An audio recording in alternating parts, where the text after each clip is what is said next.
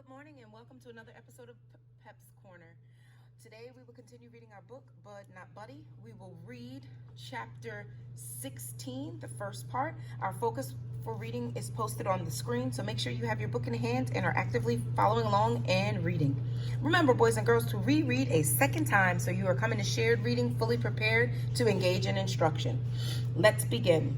Chapter 16. I had a fight like a tiger to wake up the next morning. The first thing I saw was those horses thumbtacked all over the wall. I stretched and noticed my shirt was off. I kicked my legs and could feel I was under the covers with one sheet underneath me and one sheet on top of me, and my pants were off too. Boy, I must have been really tired last night. I couldn't even remember getting undressed and getting in between the sheets, but that explained why I was sleeping so hard. I found out one rich people's secrets. Sleeping with two sheets puts you out like a baby's that's been rolled around in an automobile. I looked over and thought I was dreaming. My clothes were all folded up in a neat pile, the same way Mama had used to fold them, and she used to work before I got up. I blinked my eyes a couple of times because it looked like there was a note on my clothes. Mama would always leave me a note that said something like, "Dear Bud, please be neater. See you tonight. I love you." My eyes started getting all stingy, but I blinked them a bunch of more times and the note disappeared. I kept blinking, but the pile of clothes stayed right where it was. Oh shucks, Miss Thomas must have come in at night and undressed me and put me in bed. I bet she got a real good look at my legs.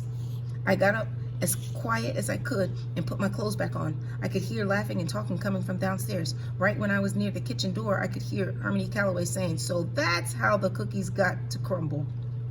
Miss Thomas said, "You have no idea how bad those orphanages can be. It's no place to be raised. I can't believe you. You'll take care of any stray dog wandering through this neighborhood. But when it comes to a child, all of a sudden, you have no sympathy. You might have been paying attention, but we agreed last night that what we were going to do about that boy, and that's what we're sticking to." Uh-oh, I was glad I didn't take anything out of my suitcase because it looked like I might be making a break for the street again, Harmony Calloway said. "Like I said, I'm going to find out what the real story is in Flint, and then we'll see." Miss Thomas said, "That's fine. I believe the child. You, above all people, should know that I've got a sense about when someone is lying." Uh-huh. I'd have to remember that. She kept talking until we heard otherwise from Flint. "He's staying right here." A fourth voice said, "Well, I'm glad to hear it. That means I didn't go digging around in the basement for nothing. I think he's going to really like this." It was Steady Eddie, and it sounded like he had something for me. I ran back up the steps with my tiptoes and down the hall to the little dead girl's room. I stood outside the room and closed the door loud enough that they could hear it downstairs. I clumped down the hall to the door that Miss Thomas said was the bathroom. When I was done, I pulled on a chain that made the water come down. The loud noise made me jump back. Man, these inside the house outhouses were hard to get used to. I washed my hands with the running hot water and closed the bathroom door kind of loud. The clump down the steps, stopping a couple of times to yawn real loud. When I walked into the kitchen, they all had looks on their faces like they hadn't been talking about me.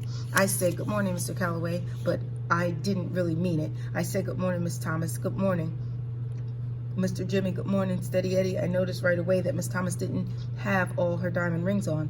I guess it would have been hard sleeping with them flashing lights up at you. She must have to keep them closed up in a lockbox that Sparkles can't get out of.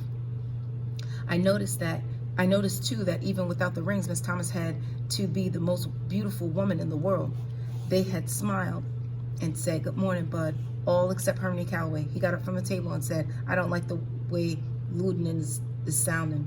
I'm gonna have a look at her plugs." He went outside through the door at the back of the kitchen. Miss Thomas said, "Bud, we'd just been giving up on you. Do you usually sleep until afternoon?" Afternoon? Man, I couldn't believe it. I'd slept as long as those rich folks in the moving pictures. "No, ma'am, that's the first time I ever did that." She said, I know you must be starving, but you can hold out for another half an hour or so Mr. Jimmy can go in to make everyone's lunch. Think you can wait? Yes, ma'am. A half hour wasn't nothing to wait, no matter how hungry you were. Mr. Jimmy said, so what's the scoop, little man? I didn't know what it meant, so I said, nothing, sir. Steady Eddie said, how did you sleep, kiddo? Great, sir. Oops, I forgot I wasn't supposed to call the band man, sir. He said, cop a squat. He pointed at a chair. I guess that meant sit down, so I did. Miss Thomas said, were your ears burning last night, bud? Man, all these Grand Rapids people really do talk funny. I only came from the other side of the state, and it was like they talk some strange language out here. I said, what, ma'am? She said, there's an old saying that when people talk about you behind your back, your ears start to get real warm, like they were burning. I said, no, ma'am, my ears are just fine. She said, well, they looked like they burning. You were the subject of a very long conversation last night, but as sound asleep as you were, I'm really not all that surprised you didn't notice. I had to check your pulse to make sure you were still alive. Shucks, I knew it. She did come in when I was conked out and took my doggone pants and shirt off and put me in there. Man, this was real embarrassing. Miss Thomas said, Mr. Calloway and the band and I talked about you for a long time. We've come up with something that we want to discuss with you, but we need your help in deciding what to do. Uh-oh, that was the rules and things number 36 or something. That meant I was going to have to get ready to fetch something for her. I said, yes, ma'am. She said, we've got to talk to some people in Flint first. But if they say it's all right, we were hoping that you'd stay here at Grand Calloway Station for a while. A gigantic smile split my face in half. Miss Thomas said, I'm going to assume that smile means yes. I said, yes, ma'am. Thank you, ma'am. Miss Thomas said, before that grin gets stuck on your face, let me tell you, you're going to have to do lots of chores and things to take care of around here. But you'll be expected to pull your own weight the best you can. We all like a very clean house, and none of us are too used to having children around, so we're all going to have to learn to be patient with one another. There's one person in particular that you're going to have to be very patient with. Do you know who I mean? I sure did. Yes, ma'am. It's Mr. Calloway, he said. She said, good boy. Give him some time. He really needs help with a lot of different things. He swears someone's adding weight onto that bass fiddle of his every year, but he's just getting older. He can use some young, wiry hands to help him around. Think you can handle that?